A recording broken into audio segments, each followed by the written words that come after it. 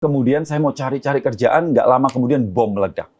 Bom Bali 2002. Bom Bali. Iya. Oh, Mas sudah di situ Dan ya? hampir menjadi korban bom. Kalau bom itu meledak beberapa menit setelahnya, saya adalah salah satu korbannya. Manusia untuk bisa menjadi umur 200-300 tahun, saya rasa dalam 10, 20, atau 30 tahun ke depan sudah sangat-sangat memungkinkan.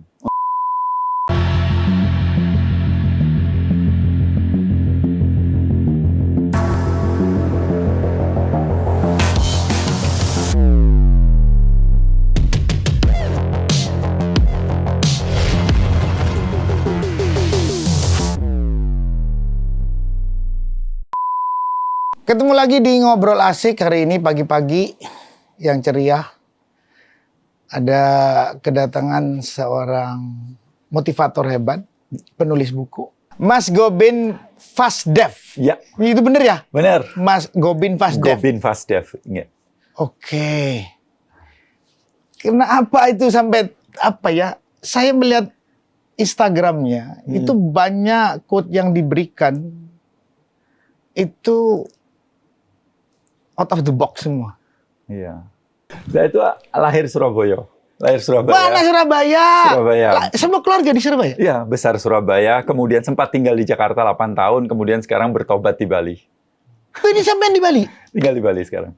50%, sisanya keliling-keliling. Tapi kalau boleh tahu, nggak lulus berarti? Nggak lulus. Nggak punya gelar apapun? Nggak punya gelar apapun Sekolahnya secara... nggak ngambil, wah aku mau sekolah ini, sekolah ini. Kepingin sih, tapi kan nggak masuk ya? nggak bisa masuk. Ya, wes lah. MPTN itu nggak mungkin bisa masuk. Iya, okay. karena nilainya jeblok banget. Oke, terus akhirnya, jadi sekarang Mas itu nggak punya titel apa-apa? Nggak Secara sekolah akademis nggak. Iya, secara pokoknya mengenyam akademis nggak ada? Akademis nggak sama sekali. Tapi saya belajar macam-macam yang dimana saya dapat belajar macam-macam. Ya, setelah lulus, setelah kuliah baru kemudian lepas dari itu baru kepikiran untuk belajar. Tapi sebelumnya nggak suka sekali nggak suka dengan sekolah. Bukan sebenarnya di dunia ini kan nggak ada pelajaran yang membosankan kan. Mas Anang boleh percaya saya itu sudah ngajar puluhan ribu guru. Loh mungkin orang tanya loh, Gobin kamu itu kan kuliah enggak, sekolah pendidikan enggak, tapi kok ngajar guru, bagaimana ceritanya? Aneh nih, paradoks banget nih. Ada 33 provinsi mungkin sudah pernah ikut pelatihan saya. Tapi saya nggak mau sombong, Mas. Saya itu selalu juara 1, 2, dan 3. Waktu SMA? Dari kecil, 1, dari 2, SD. 3. Iya. Jadi boleh SD tapi dari sampai belakang, SMA? Dari belakang. Loh, saya itu emang dari dulu punya kebijaksanaan itu. Biarkan teman-teman di depan, saya yang di belakang, Mas. Maka itu saya menulis, belajarlah mengalah sampai tak seorang pun mampu mengalahkanmu. Belajarlah merendah sampai tak seorang pun mampu merendahkanmu. Ya gara-gara itu, karena saya dari kecil itu udah bijak. No, bercanda. Ternyata gaya belajar saya itu, saya nggak bisa belajar yang duduk diam. Harus gerak, harus melakukan kegiatan. Kalau saya di rumah itu baru bisa belajar kalau meja itu saya bongkar, berantakan, baru kemudian jadi saya fokus. Terus jam waktu malam itu saya lebih bagus otak saya daripada pagi. Sementara sekolah pagi. Terus sampai orang bisa percaya, sampai guru-guru mau ngundang, atau itu urusan dengan swasta atau pemerintah? Macam-macam. Swasta juga, pemerintah juga. Iya. Kok bisa terus? Ya udah, Mas Gobin aja diundang ke sini suruh ngomong. Dia percaya itu sampai Mas Gobin suruh ngajar guru-guru juga. Teman saya tuh SMA gitu selalu bilang, Bin, lu kan paling di sekolah, kok bisa sekarang jadi seperti ini? Lah ternyata saya tuh suka belajar, tapi gaya belajar saya nggak cocok. Nah disitulah kemudian metodologi sekolah. Iya, kemudian di situ saya mempelajarin ternyata banyak gaya belajar. Nah di situ kemudian saya mempelajarin banyak hal. Saya kemudian keliling untuk pergi ke sekolah-sekolah, ke tempat-tempat beli proyektor sendiri, nyari uang sendiri, istilahnya seperti itu, untuk mengadakan pelatihan gratis. Sebenarnya kan ada biayanya itu sebetulnya. Iya, saya waktu itu ngumpulin dari mana? Sendiri waktu itu. Guru kan saya ambil pelatihan dari orang-orang hebat lah ya, dapat ilmunya. Saya kumpulin lah guru-guru itu. Nah, di situ apa yang terjadi? Sudah saya kasih pelatihan, setengah kan, habis itu makan siang. Makan siang saya nyiapin. Begitu setelah makan siang selesai, balik tinggal setengah. Aduh, sakit hati. Saya bilang, saya udah mati-matian kerja, mati-matian ngumpulin duit, mati-matian ngasih pelatihan itu, tiba-tiba kok setengah kok nggak balik ya, kemana ini? Apa yang terjadi gitu loh. Terus, nah disitulah kemudian saya berpikir, Mas, kalau kita anak kecil, kalau saya sakit hati, saya pikir yang salah saya sendiri. Kalau kita ada permata dan permen, kita tanyain anak kecil, pilih mana dia? Permen Mas. Salah nggak si anaknya? Enggak kan? Enggak. Karena dia ngerti kesadarannya itu kan, di situ kan. Jadi kalau saya sakit, saya ngasih sesuatu yang bagus dan kemudian orang merasa nggak menghargain itu, sebenarnya ya boleh marah. Ya saya nggak marah, ya namanya juga ngasih gitu. Okay. Nah disitulah, tapi semangat saya terus berbagi, namun nasib kemudian mengarahkan saya ke self healing, trauma healing, stress management, dan pelatihan-pelatihan yang sekarang nggak banyak ke guru, tapi semua tempat lain. Tapi kalau umpamanya guru itu ngundang, ya tetap saya ngajar, tetap ngajar. Tapi sampai Mas punya pangkat di masyarakat seperti itu gimana Cak waktu memulainya, ngapainnya? Iya, jadi ceritanya benar-benar saya nggak kepikiran. Jadi begini, saya itu dulu kan bisnis bangkrut. Kemudian Mas dulu bisnisnya apa? ekspor sepatu. Sekarang nggak sepatu. Ya Surabaya ya sepatu. Ya, ada dari Surabaya, Mojokerto itu kan produksi sepatu kan ya. Ya. Nah itu gagal terus. Gagal. Nah, jadi kegagalan seorang Gopin tuh waktu awal-awal itu. Oh ya, dari kecil jadi kan. Jadi karena kegagalan itu gagal terus kan, sekolah gagal, kemudian sering dibully, sering macam-macam seperti itu. Dan ketika satu hari saya bisnis dan bagaimana bangkrut total habis, saya punya. Tapi sudah keluarga. Waktu itu belum. Oh, belum. Tahun 2000-an saya punya mobil, tinggal satu-satunya mobil harta saya jual. Uang yang untuk itu saya mau bisnis lagi, dipinjam sama teman. Hilang juga. Dia bilang 2 hari. Sekarang udah 22 tahun. Nah, sakit hati Mas. Karena dia naik BMW, sementara saya duit aja nggak bisa gitu. Nah disitulah kemudian saya pindah ke Bali. Saya pindah ke Bali karena di situ Mas menemui hal baru. Karena saya suka Bali. Terus gini, karena dari dulu pingin pindah Bali, tapi kan bisnis di Jakarta. Tapi mau pindah bagaimana? Pindah mau gimana? Kan serba bingung kan di situ. Nah, ketika bangkrut kan dari nol. Iya, karena bangkrut kan? Karena dari nol, jadi ya mau gitu. Ya wes, nothing tulus lah. Berangkat ke Bali. Cuma punya kesempatan 1 bulan tok. Pokoknya 1 bulan ini nggak bisa dapat kerjaan. Ya sudah, bambung istilahnya. Bambung lah gitu. Nah, disitulah kemudian saya mau cari-cari kerjaan, nggak lama kemudian bom meledak. Bom Bali 2002. Bom Bali. Ya. Mas sudah di situ. Dan hampir menjadi korban bom. Kalau bom itu meledak beberapa menit setelahnya, saya adalah salah satu korbannya. Loh, tapi saya itu waktu itu mau kembalikan proyektor Mas di Legian, dan setelah kembalikan itu pasti lewat situ. Dan bom itu meledak. Iya kan. Nah, malam itu langsung saya ke rumah sakit. Mulai mengangkat jenazah, membantu dokter otopsi. Ikut? Yes. Selama 4 bulan saya di rumah sakit. Terus-terusan, waktu itu ada 202 jenazah dan sekitar 5.000. Dan potongan itu kan mesti cek DNA-nya. Jadi saya meminta, apa itu namanya? Potongan-potongan itu. Bukan potongan itu, tapi sandal yang dipakai korban dan sebagainya dari keluarga. Dicek, dikirim ke Australia untuk dicek DNA-nya. Lah setelah terkumpul mungkin 15 atau 17 potongan dari seseorang seperti itu, baru dipanggil keluarganya. Lah, tapi keluarganya diminta untuk tidak melihat si anaknya atau keluarga. Kenapa? Supaya memorinya tetap di situ. Nah, disitulah kemudian saya mengkremasi, membantu kremasi, membantu memandikan, berbulan-bulan.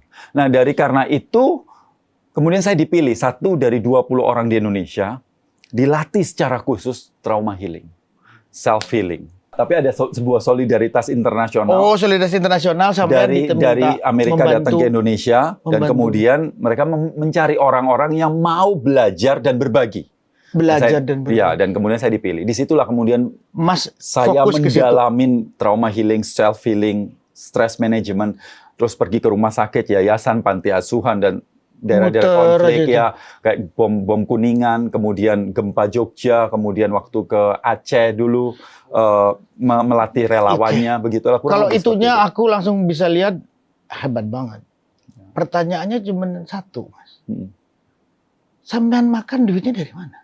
Ya, waktu itu 100% emang kegiatan saya sosial. Oke. Dan ada seorang sahabat yang Ya. membantu saya, dia bilang, udah tinggal di rumah saya aja. Oh, Jadi, akhirnya ada ibadah gitu. dia bilang, tapi kalau dia nggak ngajak makan, ya saya nggak makan. Nggak makan, Disitulah oke. kemudian saya belajar tentang bagaimana ya menahan lapar dan macam-macam lah seperti itu. Oh, hebat. Nah, di situ saya gabung dengan kelompok sosial, kemudian dibilang, Gobin, kamu sharing dong. Lah, ketika saya tahun 2004 itu sharing, apa yang terjadi? Teman bilang, bagus loh, bagus loh. Nah, disitulah Motivator. kemudian saya mulai Membagi. berbagi. Nah, tahun 2007 itu saya memutuskan, oke, sekarang saya mau jadi profesional, tapi saya tidak mengambil bayaran kecuali perusahaan besar yang minta. 80% kegiatan saya sosial, nggak terserah, dan pada saat itu ya setiap hari saya dipanggil. Dan 1 bulan itu bisa lebih dari 30 kali saya berbicara di mana-mana. Ini punya kantor? Enggak. Punya kayak Saya law firm atau apa? Sendiri, total Jadi bener-bener sendiri. tetap Mas Sendiri. Gobin Sandev Iya. sendirian? Yes. Nggak punya tim? Enggak, baru tahun 2020 punya tim. 10 orang lah ya. Ya, Ada ya? Sih. Jadi udah kayak kantor atau memang Enggak yayasan? ada kantor, nggak ada Jadi kantor. yayasan Jadi aja? mereka sendiri-sendiri seperti Oh, itu. Mereka dipanggil aja, ini gue punya Iya. project guys, Iya, yuk gitu, iya, gitu. iya. Oh, jadi tetap Tapi bikin. saya punya pelatihan sekarang secara rutin di setiap kota, Sudah ada? setiap minggu. Jadi Mas muter aja? Setiap minggu. Setiap minggu itu yang Enak dong. offline dan yang online hampir setiap hari. Iya, enak dong. Muter-muter terus di Ya, gateway. emang saya dari dulu Jadi emang muter tapi di kepingin gateway. itu. Iya. Memang kepinginnya begitu? Kepinginnya gitu. Muter, ngasih Iya. tahu, Iya, tukar iya, pikiran. Iya, iya. Saya bikin pelatihan-pelatihan. Oke. Gitu kurang lebih sekarang. Jadi boleh dibilang ya sekarang itu dipanggil gereja, dipanggil pesantren, dipanggil pondok gitu, dan dipanggil tempat-tempat wihara atau yang lain. Basically ya seperti itu. Saya berbagi di Ya semua pokoknya urusan kalangan. dengan Tuhan itu urusan saya. Ya itu urusan saya pribadi. Iya betul. Oke. Betul sekali. Kan berarti kan ada pertentangan di dalam hidupnya Mas Gobin sebetulnya. Tergantung kesadaran kita di mana menurut saya. Oke. Pertentangan itu kan ya kalau kita punya data sedikit mungkin kita bertentangan. Oke. Semakin kita punya data banyak mungkin kita lebih menyadari. Menyadari. Bahwa sebenarnya seringkali orang mengatakan ini lawan benar adalah salah gitu kan. Tapi saya lebih suka lawan benar adalah benar yang lain. Wow. Yes. Saya lebih suka itu. Kalau saya dilahirkan di Amerika, mungkin saya akan benci sama Irak. Kalau saya dilahirkan di Afghanistan, saya mungkin benci akan Amerika. So, mana yang benar? Oke. Kalau ada satu orang, Objektif ya. kalau saya mau tanya, kalau ada seorang ibu melahirkan anak, ini cerita fiktif ya, melahirkan anak kembar, dikasih nama Ana dan Ani. Dan ini cerita di Aceh. Kemudian ibunya meninggal karena tsunami. Si Ana diadopsi ke Amerika, si Ani diadopsi ke Arab. 20 tahun kemudian ketemu. Si Ani cuma kelihatan matanya, si Yang Ana satu, you can see, you I can can see. Iya kan? Si Ana bilang, "Lu kok gitu?" Si Ani bilang, "Lu yang kok gitu." Kalau 20 tahun lalu Ananya ke Arab, Aninya ke Amerika. Kebalik juga. Kebalik juga. So mana yang benar, Mas? Mana yang benar? Tergantung kita diprogram seperti apa. Maka itulah kebenaran kita. Maka itu ketika ada orang mendebat saya, dulu saya bilang kamu salah, saya benar. Saya bilang Anda Kamu juga benar. Terus orang lain bilang, "Mas, tapi kan gini. Oh ya, Anda juga benar. Orang ketiga mungkin bilang, "Mas, kamu kok pelin-pelan sih? Ini benar, ini benar." Anda juga benar, saya bilang gitu. Ya tergantung kan, bagaimana kita menyadarin melihat segala sesuatunya. Tapi ya kehidupan nggak segitu kan. Kehidupan tidak Dunia segitu. kan belum sampai di situ kan. Jadi ya nggak apa-apa juga gitu. Nggak apa-apa juga ya. Nggak apa-apa Tapi juga. kan konflik akan semakin banyak. Enggak, kalau kita mau melihat kehidupan sekarang, Ya, gimana Bahwa- caranya Mas Gobin bisa sharing tentang bagaimana menghadapi kebenaran yang banyak atau kesalahan yang banyak itu? lagi-lagi saya mengintrospeksi Oh, lebih ke diri ke ya? diri sendiri. Oh, oke. Kenapa saya percaya ini benar? Oh, karena dulu saya ditanamkan ini benar. Karena itu benar. Berarti kalau ini tidak, maka kalau ini saya rubah, kalau dulu saya dilahirkan di sini, mungkin apa yang saya percayain benar sekarang tidak. Jadi salah. Nah, ketika kita mengetahui bahwa kebenaran itu adalah sebuah apa itu namanya? Sebuah program, maka kemudian saya Sebuah menyadari. kebenaran itu sebuah program. Ini unik loh. Iya. Statementnya unik. Ya, program. Jadi kebenaran itu program ya? Bukan kebenaran Benar, iya. ansih ya? Jadi begitu kan Riz? Iya. Benar gak sih Riz? Jadi begitu ya? tergantung. Contohnya kalau kita dilahirkan di agama A, pasti kebenarannya kita Agama berpikir A ini kan. Tapi kalau kita dilahirkan di agama B, kebenarannya B. kebenarannya Makanya kan dibilang otomatis bahwa kebenaran itu program. Saya melihatnya. Saya nggak melihat bahwa ini salah.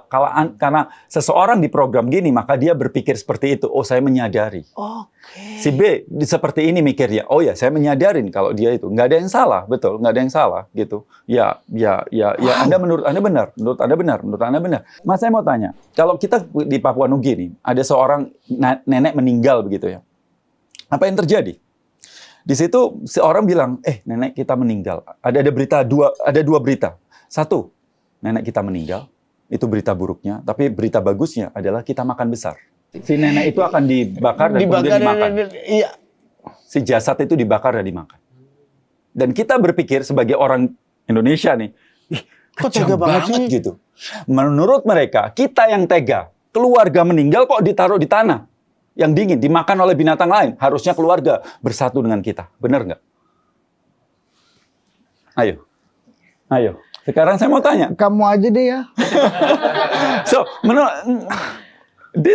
ini mind blowing ketika saya mengetahui hal tersebut. Sehingga saya nggak gampang untuk menjudge seseorang. Kamu salah, kamu keterlaluan, kamu itu begini. Ya karena kita Tapi dunianya sekarang kan gampang nyalahin orang. Yes, itulah maka itu. Tanpa bertabayun, tanpa apapun, Tanya, orang langsung ya. disalahkan. Yes. Nggak ada tabayunnya. Nggak ada Kalau tabayun. tabayunnya ada, kan bisa Setuju. berdiskusi. Padahal diskusi itulah kepintaran manusia Ilmu hidup. muncul. Ilmu Iya. baru muncul. Iya, betul Bang. Saya baru kemarin baca sesuatu. Bahwa mulai adanya wahyu Taurat, Zabur, Injil, dan Al-Quran. Ya. Kenapa diturunkan? Karena manusia itu ternyata terbatas. Indera yang dikasih oleh zat yang namanya Tuhan. Saya bacanya begitu tuh. Iya. Iya juga ya. Pada saat lu terbatas, ya lu nggak bisa nembus apa yang kamu nggak tahu. Karena kamu terbatas. Iya. Itu pandangan Mas Gobin tentang tulisan tersebut gimana ya? Iya. Padahal kalau kita bicara mind, otak. Iya namanya otak ya. Namanya pikiran.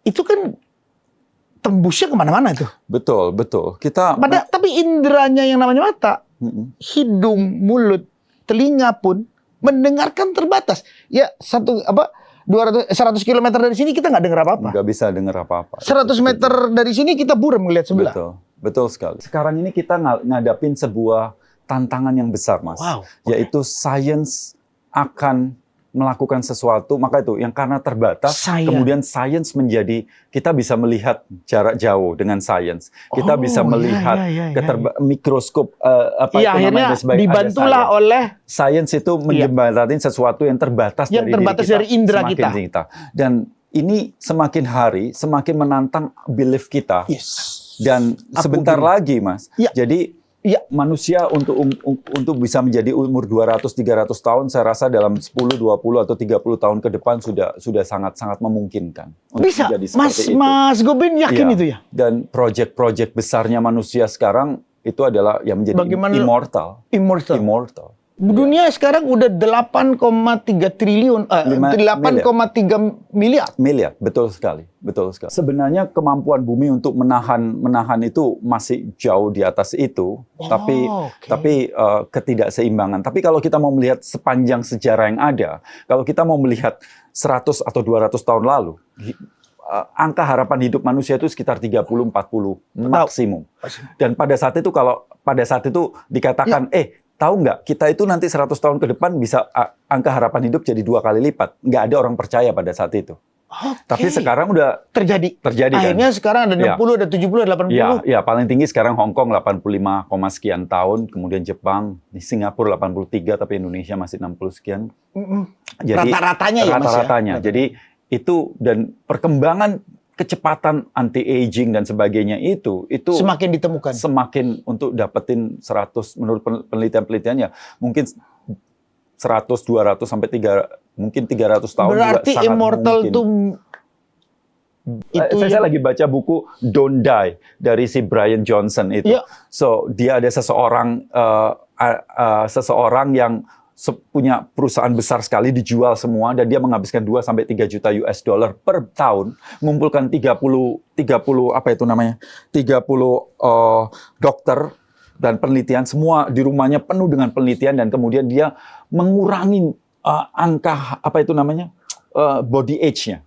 Biologik penurunannya tubuhnya. Iya. Jadi tadinya usia 46 jadi kemudian 60, bisa turun. Oh, diturunin. Diturunin terus karena dia setiap hari makan jam 6 sama jam 11 siang, setelah itu nggak makan lagi. Kemudian dia olahraganya jam berapa. Jadi dia membuat sebuah protokol untuk manusia. Kalau mobil itu ada protokolnya, habis 5.000 kilo harus ganti oli dan sebagainya. Kita kok nggak ada. Lah dia menciptakan dengan penelitian itu namanya blueprint. Bukunya dia Don't Die. Catetin ya guys, Don't Die, aku mau baca. Tapi bisa cek di Instagramnya, dia menjelaskan tentang makan saya itu begini setiap hari. Jadi dia mendedikasikan hidupnya untuk sesuatu yang apa kata penelitian. Jadi penelitian itu bilang, jam 7 kamu harus olahraga sampai jam 8 olahraganya seperti ini. Nggak ada tuh ntar deh. Dan satu-satunya orang yang tercatat cycle sleep-nya selama 2 bulan atau 80 hari secara non-stop 100%, hanya satu-satunya yang tercatat hanya dia yang bisa mampu seperti itu. Tidur sempurna. Bener-bener tidur sempurna. Ya, sempurna. 100%. Itu dia pakai Whoop. Pakai jurnal ya? Iya, pakai. Dia ada jurnalnya berarti ya? Dia nggak ada jurnal, tapi dia mengambil jurnal itu, kemudian dia pakai peralatan itu, kemudian dan dia tunjukkan seperti itu. Dan ya menurut saya sih jadi dia, luar biasa sih. Buku itu Don't Die membuat protokol untuk dia long life. Dia lagi membuat protokol itu. Untuk long life. Iya, jadi makannya apa, minumnya apa, olahraganya apa, ini dan sebagainya. Bahkan, ereksinya dia umur 18 tahun. Oh. 18 tahun. Karena setiap malam kita tidur itu terjadi itu kan, ereksi. Dan semakin tua kan penyempitan pembuluh darah, maka itu kemudian pembuluh darah itu tersumbat dan kemudian turun tensinya ereksi nggak kuat. Tensinya manusianya untuk melakukan hubungan seks itu turun. Betul. Tapi bagus gak sih kayak teman-teman ini kan tiap hari suka nonton film ya. Wah, itu merusak banget. Bahwa otaknya itu berubah, otak pornografi itu berbeda. Ya. Jadi banyak orang kan gini, kalau kecanduan narkoba itu kan dilarang oleh pemerintah. Ya. Bir itu kita bisa lihat gitu ya, kalau bisa jangan agama melarang dan sebagainya. Kalau melihat yang gitu, kalau pornografi ini kebanyakan orang nggak sadar bahwa itu adalah sebuah kecanduan, dan kecanduannya itu sangat bahaya sebenarnya untuk otak kita. Bahayanya kemana itu? Iya, jadi kita terus-terusan sana, fokus kita ke sana, dan itu merusak otak. Ada penelitian otak pornografi itu yang suka nonton itu kacau gitu loh. Hormon-hormon yang keluar itu apa gitu. Sebenarnya ada yang malah mengatakan bahwa pornografi itu kecanduannya lebih parah sebenarnya daripada drugs. Iya, drugs. Karena kita nggak dilarang, maka seolah-olah melakukan itu. Sama seperti gorengan lah. Oh iya. Nah, ini cerita gitu ya. Kita ngerokok kan ada tulisan tuh, merokok membunuhmu. Tapi jadi setiap kali juga sama. Setiap kali orang ngerokok tahu resikonya. Iya kan? Tapi lakuin juga. Lakuin. Kalau kita ngerokok satu batang, itu kurang lebih tubuh kita inflamasi 5 jam. Tapi kalau kita makan gorengan kayak kentang goreng 1 porsi begitu, itu sampai 2 hari. Tapi kan inflamasinya. Tapi kan karena gorengan nggak pernah diceritakan, gorengan itu orang nyantai aja, alah sedikit ini dan sebagainya. So kita berpikir bahwa ya sudah, itu nggak dilarang kok, itu baik-baik aja kok. Nah ya sudah, akhirnya kita nggak sadar hal itu. Nah, karena pornografi juga nggak pernah diceritain, seperti nggak pernah disadarkan. Damage-nya, ya. Luar biasa. Bikin kita telat kecanduan, mikir. Kemudian kayak stimulasi otaknya juga kurang jadinya. Dan nggak jadi pinter gitu. Jadi seperti kayak kecanduan. Orang kecanduan itu seperti itu kan. Sebenarnya kecanduan, kalau kita mau kembali ke ilmu yang saya pelajari, bahwa kecanduan ini ada form trauma di situ. Oh, oke. Jadi saya kan ngajar di penjara juga, di lapas begitu seperti tapi itu. Tapi kan kayak orang kadang-kadang untuk butuh nafsu seperti itu, ngelihat seperti itu kan kayak ke dokter-dokter. Bedakan antara kita dalam terapi kecanduan atau tidak, kecanduan atau tidak, terapi disadarin atau tidak, itu 2 hal yang berbeda. Saya kembali. Jadi kalau menggunakan sesuatu tidak berlebihan itu tidak masalah. Dan disadari. Apa boleh dibilang begitu? Disadari. Jadi sesuatu yang berlebihan itu bahaya. tergantung disadarin atau tidak. Disadarin tuh. Kalau Disadarin. sadarin berarti Disadarin more nggak better. Ya, itu lebih bagus. Contoh, saya kan ngajar nafas gitu ya. Iya. Saya selalu Iya, bilang nafas itu kan sampai ngisi di Instagram banyak banget tentang banget, nafas. betul. Nafas pakai hidung. Apakah boleh pakai nafas mulut? Boleh, ketika disadarin. Apakah nafas berlebihan bahaya? Bahaya. Tapi kalau nafas berlebihan, tapi kalau disadarin dan ada tujuan tertentu, boleh. Seperti itu. Jadi saya juga ngajarin Jadi seperti tergantung itu. niat. Tergantung niat, tergantung tujuan, tergantung sadarin Tergantung atau tidak. niat. Berarti Sama seperti kita marah. Marah itu tergantung yang niat paling juga. bahaya adalah ketika, bukan marahnya, tapi ketika kita marah, tapi kita nggak nyadarin kalau kita sedang marah. Tapi kalau saya niat nih, saya Gua mau mau melakukan marah. seperti ini, mau marah, saya sadar kemarahannya itu dan melakukannya dengan Maksud tertentu. dan sebagainya gitu. Itu Disadarin nggak ya. Ya, tentu bagus kan. Karena ada orang yang memang harus Oh, berarti seperti tergantung itu. tujuannya. Tapi Pak. kebanyakan orang kan marah, tidak sadar, Nah, kalau dia tahu saya Mas maksudnya, berarti aman, Bat. Oke, artinya kalau meaning yang saya bisa tangkap bahwa kamu lakuin tergantung niat lu, itu satu.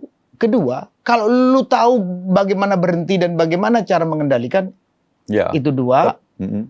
Dan jangan berlebihan pada saat kamu sadar. Ada ilmunya. Ada ilmunya yang Anda Oke. pelajarin. Seperti itu, Itu bukan penting banget langsung itu, guys. Itu langsung penting. begitu aja. Kebanyakan orang ya melakukan pembenaran. Oh, itu. Dan ya kita kan seperti itu, terpicu sana, terpicu sini. Akhirnya ikut aja. Iya. Pembenarannya gara-gara 10 orang melakukan. Padahal Betul sekali. nggak begitu Dan juga. kita gitu. kan seperti sakit hati. Mana mungkin sakit hati itu bisa terjadi? Nggak bisa, itu program. Itu program. Yes. Sakit hati juga program. Yes. Kita bisa disakitin secara fisik, bisa. Bisa. Tapi kalau kita bisa perasaan disakitin secara ekonomi itu mungkin. bikin. Tapi kalau ada perasaan, kata-kata orang, itu nggak mungkin bikin sakit hati. Kalau seandainya berpikirnya gimana itu, Mas? gini, Mas. Kalau seandainya ada seseorang nih, Mas ya, depan Mas Anang langsung meludah. Marah nggak? Marah. Marah. Kenapa? Kurang marah? ajar kamu. Ya, kenapa marah? Ya Coba karena merasa kita tidak dihargain, gak Oke, sopan, sip. apa macam-macam. Oke. Ini kan diludah.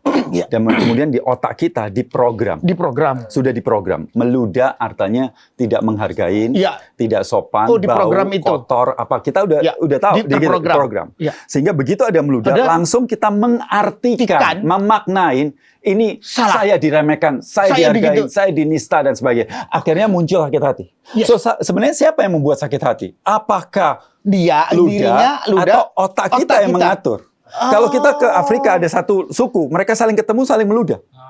Artinya saling menghargai.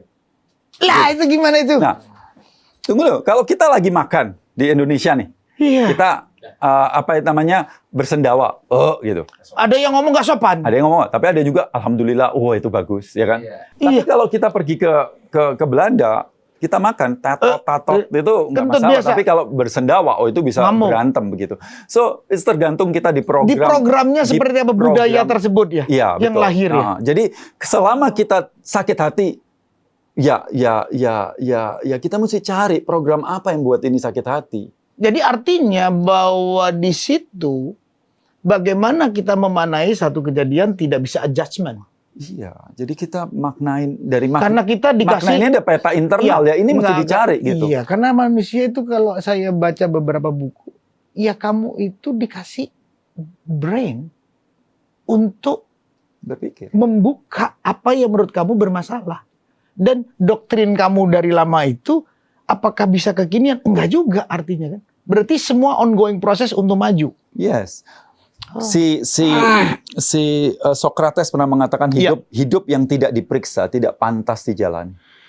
Oke, kalau sampai di situ, makanya filsafat tidak pernah selesai.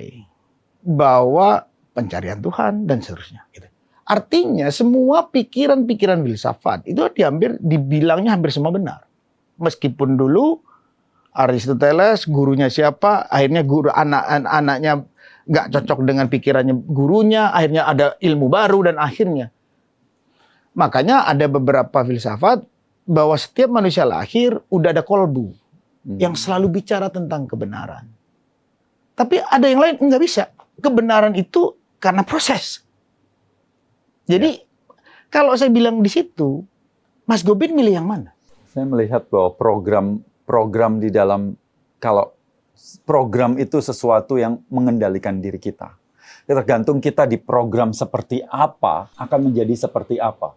Iya. Maka ketika ada seseorang bilang saya, otak isinya dan Iya. sebagainya, maka apa yang terjadi? Kalau saya tidak mencari program ini, maka saya akan nyolot, saya akan marah, saya akan melakukan pembenaran, dan saya akan meminta teman-teman mendukung saya bahwa saya dihina dan sebagainya seperti itu. Tapi Mas lebih memilih. Tapi kemudian saya berintrospeksi. Saya selalu percaya, Mas, bahwa kita manusia tidak pernah bermasalah dengan apapun dan siapapun di luar diri kita. Kita bermasalah dengan kemarahan kita, kebencian kita, keserakan kita, ego kita, dan semua yang ada di dalam diri kita. Maka ketika kita punya masalah, tolong jangan cari jalan keluar, karena masalahnya di dalam. Maka cari jalan ke dalam. Ketika saya marah, kesel, benci, saya tahu kemarahan saya ada di dalam. So, apa yang saya harus lakukan? Saya harus beresin di dalam. Gitu. Hebat ya. Dan Mas gini, kalau saya punya luka di sini, oke, saya punya luka di sini, dan saya terus bilang, kamu yang melukain, emang bisa sembuh? Nggak sembuh, Nggak yang sembuh, bener. betul. Dan sebagian besar luka kita yang ada di dalam kehidupan kita, itu terjadi karena ketidaksadaran kita di antara 0 sampai 7 tahun hubungan kita dengan orang-orang yang paling kita kasihin di waktu masih kecil. Sehingga luka kita itu adalah orang tua yang begitu banyak luka di dalam tubuhnya.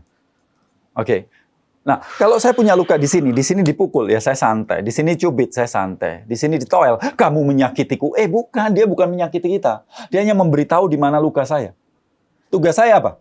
Beresin lukanya. Hebat ya. Tapi apa yang terjadi? Orang kan selalu nyalain, kamu salah.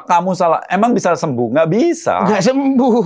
Anda harus berhadapan dengan luka itu, ketemu dengan luka itu, beresin luka itu. Yang menarik adalah, kalau kita punya luka di paha, pagi kita bersihin, kasih perban, kasih betadine atau apa gitu, sore kasih gitu. 15 menit pagi, 15 menit sore, khusus untuk luka yang tubuh. Sembuh. Untuk menyembuhkan. Iya. Kita perhatian dan waktu 15 menit, 30 menit. Itu kalau luka di tubuh. Kalau luka di hati. Anda punya waktu nggak 30 menit untuk beresin itu? Enggak. Malah kita ngomong sana, ngomong sini, ngomong situ. Tambah kebakar. Iya. Bukan malah nyelesaikan. Yes. Makanya lebih kalau ada apa-apa, ya udah introspeksi diri aja, self healing. Karena untuk menyelesaikan orang lain nggak bisa. Yes. Betul sekali. Maka itu penting banget. Maka saya berbelas tahun udah ngomong, kalau rumah kita dibakar dan yang bakar lari, apa yang dilakukan, Mas? Apakah A, mengejar orangnya baru matikan apinya, B, matikan apinya baru ngejar orangnya? Mana yang dipilih? Iya, matikan apinya dulu baru ngejar orangnya. Kalau itu rumah, kalau hati kita yang dibakar. Iya, betulin kita dulu baru nanti. Harusnya. Itu kenapa? Ya banyak yang terjadi seperti itu. Kenapa? Ya, terpicu. Saya itu berempati sebenarnya. Ketika ada seseorang yang bilang saya dan sebagainya, saya berempati sama dia. Kasihan, dia banyak luka. Coba bayangin, Mas. Kalau kita pegang handphone, kita scrolling gitu. Iya. Dasar. Lah, bayangin, kalau kita ketemu orang seperti itu, kasihan banget dong. Dia sebentar-bentar terpicu. Berarti banyak luka dong di dalam tubuhnya. Ya kan? Sebentar udah kesenggol, sensitif, ya kan? Berarti coba, kalau kita banyak luka di tubuh, kena sedikit, karena tapi banyak kalau luka. Badannya nggak ada masalah, ya nggak apa-apa. Ya sudahlah. Nggak apa-apa. Artinya gini, berarti kalau disimpelkan mungkin teman-teman juga menelaahnya bingung ya.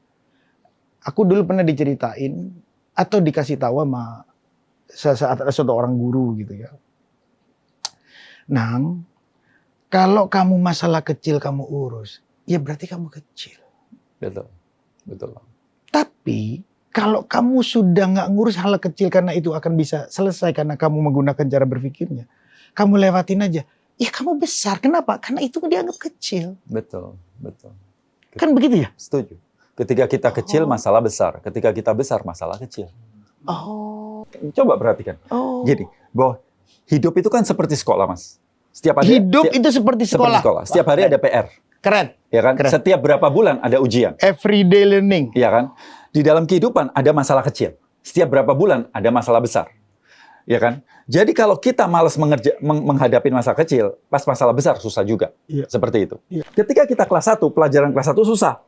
Tapi kalau kita hadapin ujian, kita naik kelas 2. Pelajaran kelas 1 gampang. Jadi fokusnya bukan ngecilin masalah, tapi meningkatkan kemampuan. Ketika kita kecil, masalah besar. Ketika kita besar, masalah jadi kecil. Masalah dalam bahasa Inggris itu problem. Bahasa Latin, pro and balance. Pro artinya maju, balance menggerakkan. Jadi masalah itu menggerakkan kita untuk maju. Jangan pernah berpikir masalah itu sesuatu penghalang.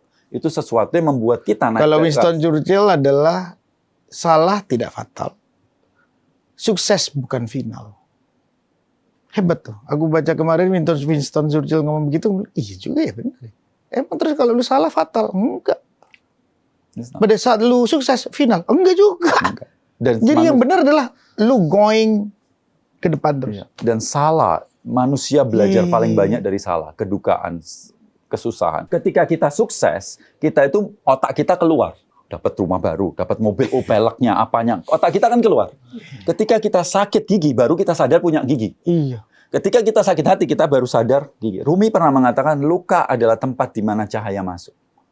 So, penting banget untuk ketika Dapat kita punya luka, itu adalah sebuah tempat cahaya atau tempat di mana cahaya masuk. Semua orang hebat, semua orang tercerahkan, tidak mungkin bisa sampai ke sana dengan jalan sukacita. Nggak ada. Makanya kamu tuh jangan sering dugem lah. Coba perhatikan, Tidak. namanya Buddha, duka. Ya kan, dia lihat orang sakit, orang meninggal, jahiliyah yang ada di Arab memunculkan Nabi Muhammad, kemiskinan yang luar biasa di India memunculkan Mother Teresa, kekacauan luar biasa di India memunculkan Gandhi. Nelson Mandela yang keras, gara-gara Afrika Selatan. 27 tahun di penjara, setelah itu baru jadi seseorang yang pengasih, pemaaf dan sebagainya. Semua dituntun oleh namanya cahaya, namanya duka cita. Duka cita. Yes, jadi sementara dunia kita itu kan berkebalikan, suka diagung-agungkan, duka dipendam-pendam begitu kan. Sehingga kita perlu tahu bahwa ini duka itu adalah sesuatu yang bagus. Hebat. Mas, aku mau tanya nih yang menggelitik. Sampai nih nyuruh orang nggak pakai sandal itu maksudnya apa? Bukan, saya nggak nyuruh orang nggak pakai sandal. Tujuan saya nggak pakai sandal adalah untuk mengumpulkan dana. Nanti untuk orang yang bikin sandal, orang yang bikin sepatu marah-marah nih. Semua bentar ke depan ini pasti nih 4 orang nih kayaknya ikutin Mas. Wah, gue mau sehat kayak Mas Gobin nggak pakai sandal. Besok gak ada yang pakai sandal, rapat.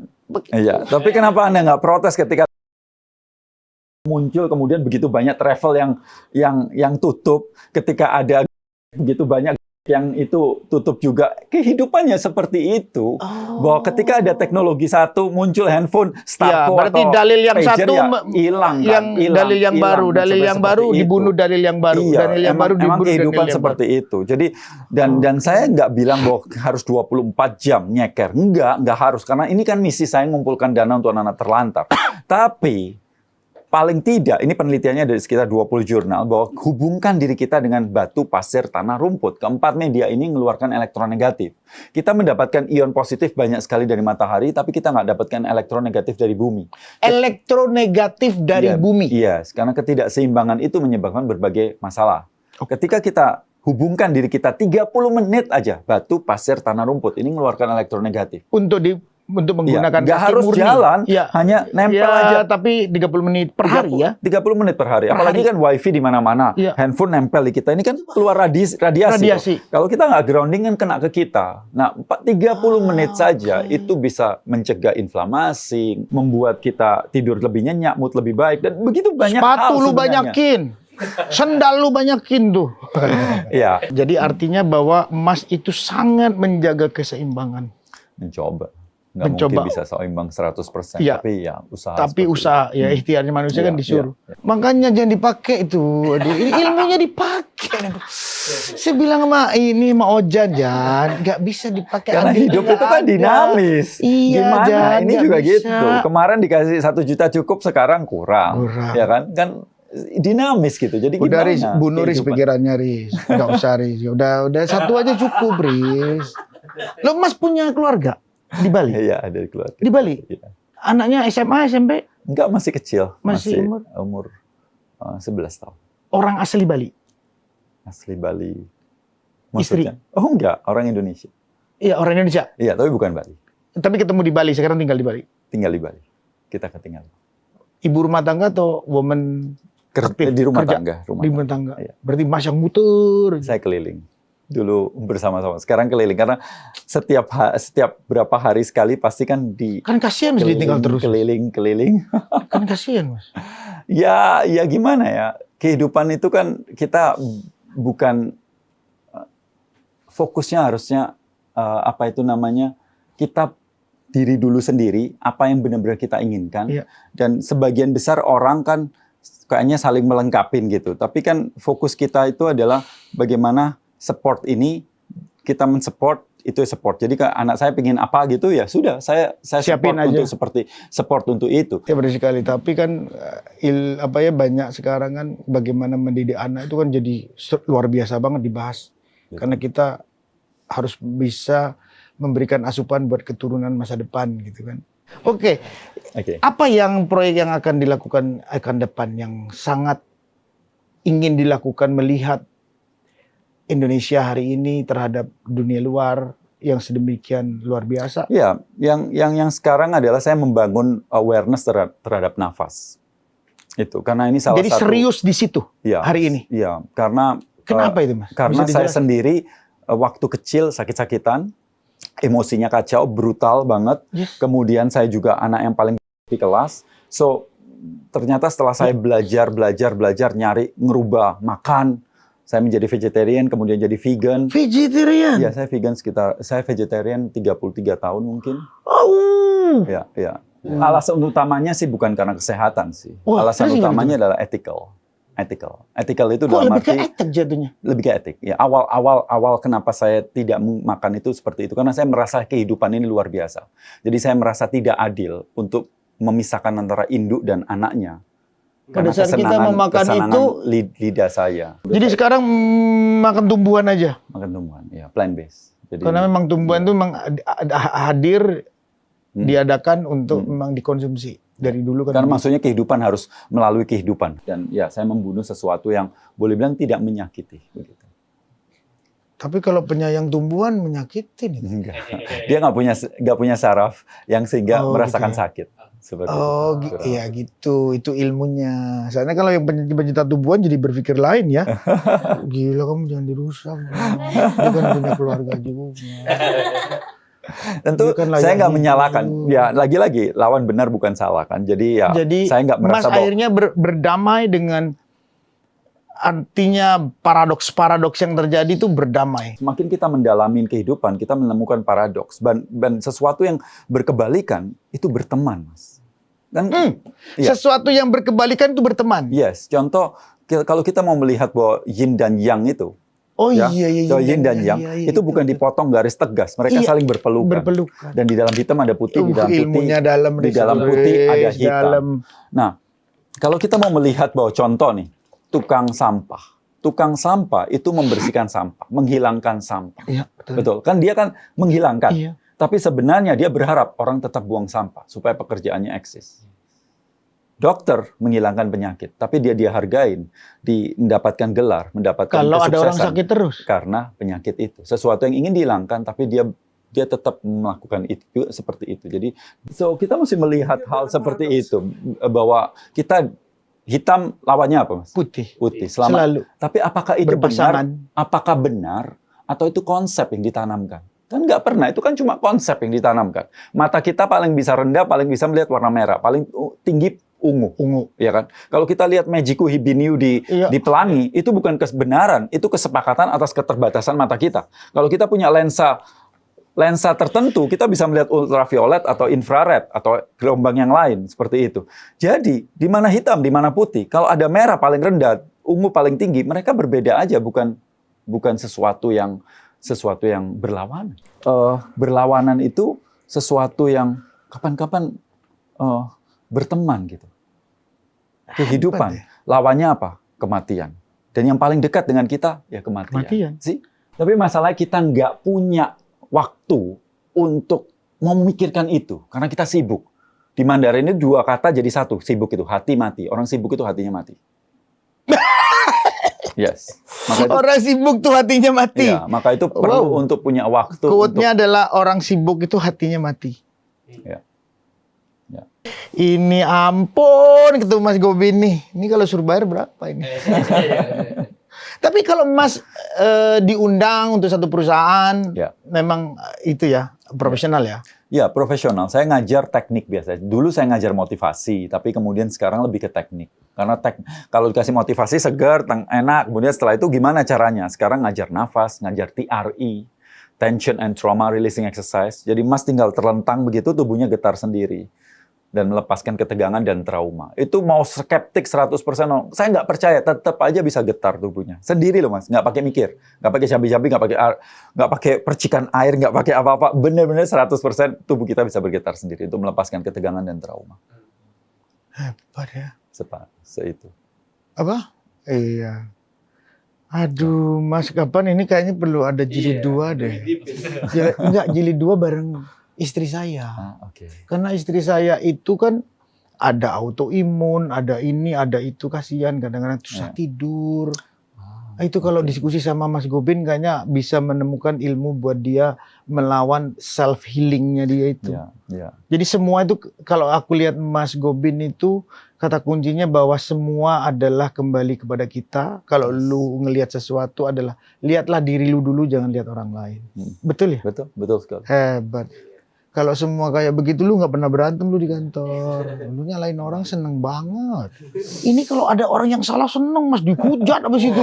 Rame-rame dihujat. Iya, karena dengan cara seperti itu kita kan merasa lebih hebat daripada dia. Iya kan? Dia kasihan banget menurut saya sih, karena dia itu rendah. Sehingga cara untuk bagaimana dia tinggi, dia caranya merendahkan orang itu. Caranya seperti itu, karena dia rendah. Kalau orang udah tinggi mah nggak seperti itu, malah meninggikan orang lain. Oh Ya kan? gitu. Ya, saya sangat-sangat sedih. Maka itu di media sosial itu saya terus-terusan memberikan sesuatu, istilahnya apa yang saya tahu, saya bagikan untuk orang selalu mikir untuk kembali ke dalam dan beresin dalam. Tapi lagi-lagi ya banyak juga yang nggak setuju karena memang belum sampai di situ. Nggak apa-apa juga. Ada orang yang menghujat dan sebagainya. Tidak apa-apa juga. Saya menerima, bahkan saya berempati pada dia. Jadi saya terus memberikan teknik juga, istilahnya mindset yang harus diubah. Itu di media sosial saya terus memberikan itu. Jadi ya yang paling gampang sih ya jangan follow akun-akun yang hanya hahaha aja, tapi harus ada itu. Jadi we are what we eat, Mas. Itu selalu ingat itu. Iya, we are what we eat. Kita adalah apa yang kita makan, dan apa yang kita makan itu bukan lewat mulut. Apa yang kita makan itu bukan dari mulut aja, dari mata dan telinga itu lebih banyak. Nah, kalau kita pagi-pagi nontonnya kriminal, siang korupsi, sore artis gosip-gosip, malam hantu-hantuan, ini kan tubuh kita jadi tegang dalam keadaan ancaman. Itu susah untuk sembuh. Dalam semua, jadi traumatik hidupnya. Iya, penuh dengan ancaman, insecure istilahnya seperti itu. Berhenti, Fat. Ini selalu ngasih horor-hororan ke saya. Mas, ini horor keren, Mas. Habis kasih yang BF, kasih itu, kasih ini. Gimana sih, Fat? Isinya kok ginian terus ini? Aduh. Ini lagi kamu juga suka kan ngirim gua. Aduh, ampun. Fight or flight itu tubuhnya tegang terus. We are what we eat. Ya, tapi ingat yang kita makan bukan hanya lewat mulut. Mas, sampai bikin buku gratis begitu tuh ilmunya kan itu hak cipta. Sebenarnya bukan buku gratis. Hak cipta kan itu. Jadi buku itu, jadi cerita. Kayak begini guys, Mas itu udah ngeluarin buku berapa biji? Ada 2. Baru 2 ya? Ada 2. Dan buku itu semuanya, setiap buku yang tercetak saya menanam 1 buah pohon untuk mengembalikan kebaikan alam. Karena kita tahu buku berasal dari kertas. Ini dijual juga tapi kan resmi juga kan dijual. Tapi terakhir ini saya cetak sendiri dan di sini ini C kebalik, ini artinya copyleft. Wow. Copyleft, berarti boleh mengcopy. Tapi Mas bukan berarti tidak menghargai copyright ya? Bukan. Tapi ini coba, buat kasih aja orang gitu. Bukan dikasih. Jadi kalau ada orang yang mau mengcopy, kemudian mencetak ulang, mengganti nama saya dengan nama orang lain, Mas. Silakan. Itu monggo silakan. Karena lebih ilmunya, amalnya. Karena begini, Mas. Kita itu kan kepingin sukses semua ya. Semua pingin sukses, setuju ya? Semua. Dan sukses itu menggapai, meraih. Tapi sukses aja itu kan kurang. Kita kepingin ilmu yang lain, yaitu bahagia. Betul. Lah bahagia kan ikhlas, menerima, pasrah, berserah. Itu kan ikhlas. Ikhlas, betul. Nah, ilmu kita dalam mencapai, menggapai, meraih itu S3, Mas. Semua orang sudah tahu. Mas, contohnya, tahun depan target YouTube naik 20%, contoh. Kita tahu step-stepnya. Kita tahu step-stepnya. Oh, panggil pembicara ini. Kita tahu ini cara-caranya bagaimana, tahu. Step-stepnya tahu. Tapi ketika uang hilang, ketika Bitcoin turun, ketika saham hancur, dan sebagainya, kita curhat ke teman kita. Ya sudah, ikhlasin aja. Paling gitu. Ya sudah, diterima aja. S4 ini. Nanti kan dibalas sama Tuhan. Ya kalau dibalas, kalau cuma di-read aja nggak dibalas, saya kembali gini. Ilmu ini itu rendah kita itu. Loh Mas, sekarang saya mau tanya. Coba perhatikan ya.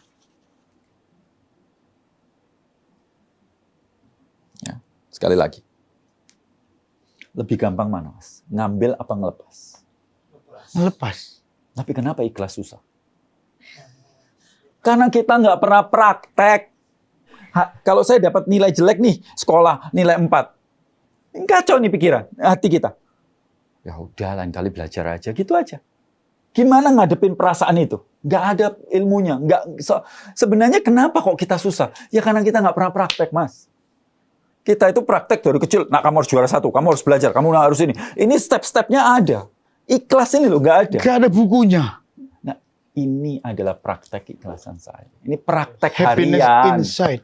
Jadi, Guys, maksud cari buku saya ini, guys. bukan bukunya, tapi Isinya. tapi Meaningnya. bukan meaning juga, bahwa copy left itu loh. Kalau buku saya dibajak, saya lihat, loh, kok buku saya dibajak? Nah, itu kan saya praktek.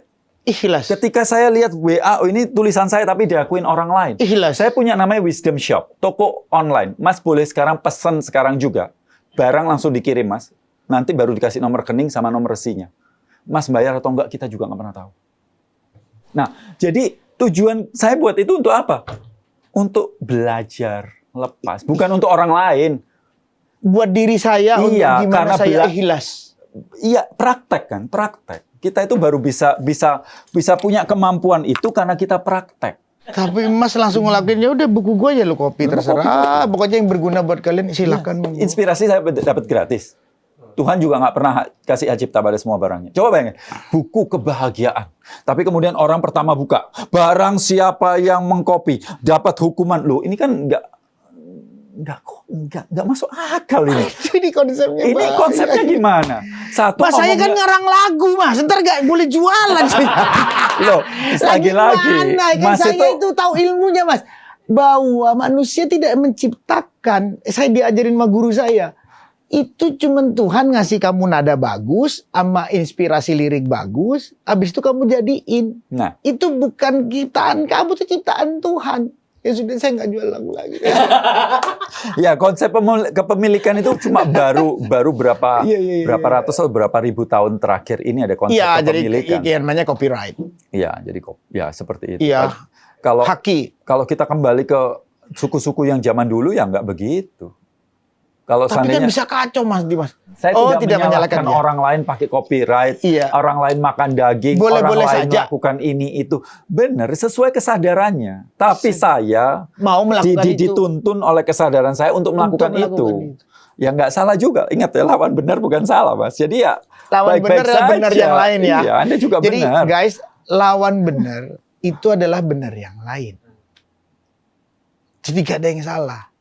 Tergantung nanti waktu yang menguji. Makanya pengujian paling hebat tuh hanya waktu. Siapa yang saya pikir sekarang benar belum tentu benar juga. Nanti kapan kesadaran saya berubah, ya saya mungkin akan melakukan sesuatu yang berubah. Itu hal yang harusnya yang ya udahlah. Hidup memang begitu kan. Anicca. Tidak ada yang apa? Anicca. Kalau di Buddha itu anicca. Kalau di Buddha semuanya anicca. Anicca. Anicca, tidak. agnostik. Tapi pada saat Mas dianggap salah dan dihujat, ya sudahlah. Gak apa-apa ya, Mas. Yang rugi bukan saya. Oh gitu, Mas. Nah iya. Mereka benci saya. Kayak saya benci sama artis itu. Lah artis itu nggak kenal saya. Kita membenci dia. Dan kita merasa lebih baik daripada dia. Lu ngapain? Kalau kita benci kan yang rugi kita sendiri, betul? Iya kan? Yang rugi kita sendiri gitu. Jadi saya pernah saya dihujat, contohnya begini, Mas. Saya pernah nggak, Mas? Dihujat yang sampai enggak turu itu, Mas? Oh enggak. Ya tidur karena urusan tidur itu urusan pernafasan. Kalau kita bisa beresan nafas keren ini.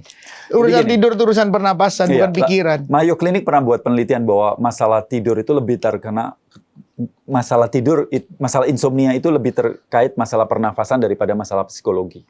Itu Mayo Clinic. Nah, kembali ke hujat ke hujatan. Pernah nggak yang paling parah dihujat, Mas? Oh iya. Berapa kali saya memang kalau video saya jadi viral sampai jutaan dan sebagainya itu pasti ada orang-orang yang baru masuk dan tidak mengenal saya dan kemudian mulailah mengatakan ini, mengatakan itu dan sebagainya. That's fine, saya bisa mengerti. Tapi juga saya kasihan kalau seandainya ada seseorang yang terus-terusan menghujat kan lagi-lagi masalahnya dia punya kebencian pada saya. Ya Padahal tugas kita itu menghilangkan kebencian. Seingat saya, Profesor Komarudin Hidayat itu orang hebat. Pernah mengatakan Yes. bahwa Al-Quran itu kalau disarikan jadi Al-Fatihah. Disarikan jadi satu kalimat Bismillahirrahmanirrahim. Satu kata Ar-Rahman. Artinya orang Islam adalah orang yang sudah hilang kebenciannya. Anda nggak punya kebencian lagi. Anda nggak bisa sayang dari bencinya udah hilang. Gawat, Riz. Anda aja cinta itu sendiri. Rumi mengatakan tugas kita bukan mencari cinta. Karena kita itu adalah cinta itu sendiri.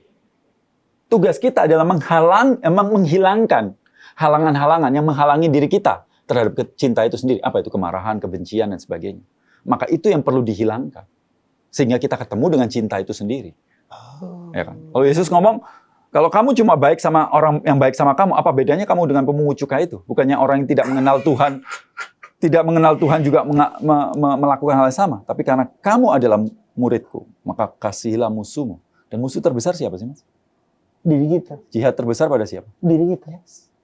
Kemarahan, kebencian, dan ego, dan semua yang ada dalam diri kita. Maka itu saya bilang, kalau punya masalah, tolong jangan cari jalan keluar. Karena kemarahan, kebencian ada di dalam, ya cari jalan ke dalam, beresin di dalam. So, melihat dunia lebih baik. Ya. Hebat ya, Sehingga saya guys. juga mengusulkan untuk mengganti kata-kata toleransi. Ya. Terus? Jadi? Karena toleransi itu artinya adalah to put up with. Jadi menahan diri. Kamu salah, saya toleransi ya. Itu toleransi. Terus? Bagusnya? Apresiasi. Jadi? Saya menghargai apa yang kamu lakukan. Jadi aku menghargai apa yang memang kamu lakukan. Kata-kata yang lebih baik menurut saya ya. Apresiasi. Menghargai. Kamu berbeda, saya hargai. Kamu berbeda, saya hargai. Ini unik ini. Ya kan? Ini bisa menjadi perdebatan para filosof nih. Panjang. Tapi bahwa toleransi itu kalau dilihat, ya sudah. Tetap aja gua anggap salah lu. Kadang gue toleran aja. Tapi kalau gue apresiasi, lu bener menurut lu. Silakan aja terus. Gue nggak ganggu juga. Oke juga ya. Masuk akal ya. Secara logiknya mengapresiasi ya. Bukan toleransi. Kalau toleransi tetap gue benar, lu salah. Tapi tetap against. Isinya against. Tapi saya menahan diri. Tapi kalau apresiasi, gue nggak against lu. Saya mengapresiasi. Ada unsur itu benar nggak sih, Riz? Benar. Iya kan, Riz ya? Logik ya? Iya. Wah, boleh tuh. Ya. Iya, guys. Mas, kalau sampean ngomong terus sama aku ini bisa 2 hari 2 malam ya nggak kelar. Jujur, banyak hal yang luar biasa pertemuan ini yang banyak saya juga menjadi diingatkan bahwa banyak hal yang luar biasa yang saya tidak tahu. Itulah makanya Mas tadi bilang everyday learning. Karena kita memang terbatas untuk tahu, akhirnya suruh bersilaturahim. Ya. Nah ini silaturahim ini luar biasa, guys. Jadi dalam silaturahim ini tidak cocok dengan pikiran teman-teman. Aku rasa itulah perbedaan. Mas Gobin hanya mengapresiasi perbedaan. Tidak mentoleransi. Tapi mengapresiasi perbedaan. Kamu jalan aja dengan pikiran kamu. Aku juga jalan dengan pikiranku. Ayo kita bersandingan saja, berjalan bersama. Tapi kalau menurut Mas Gobin, toleransi ada tetap against yang saling disimpan di dalam pikiran. Enggak, gue bener. Cuman gue diem aja, biarin aja. Bisa begitu ya Mas ya? Jadi ini menjadi gambaran baru.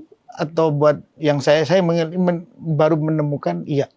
Masuk akal juga, logik juga. Meskipun mungkin kita tetap tidak cocok karena toleransi itu udah menjadi bahasa kita. Iya. Karena kita berbineka tunggal ika, bahwa hidupnya harus bertoleransi satu sama lain, menghargai dan macam-macam. Tapi ada meaning yang dimaksud oleh Mas Gobin yang jauh lebih dalam.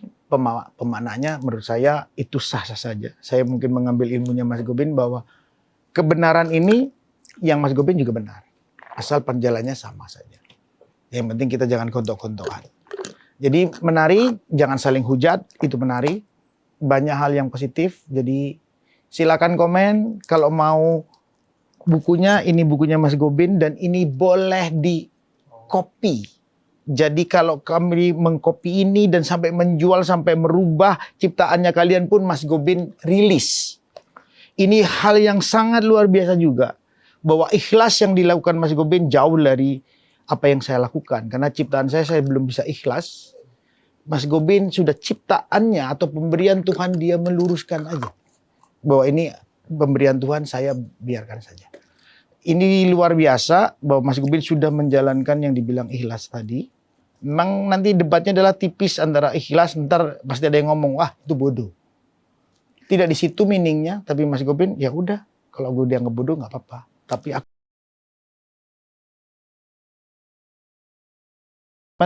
Mas Gobin juga tidak menyalahkan orang yang tetap menjaga copyright.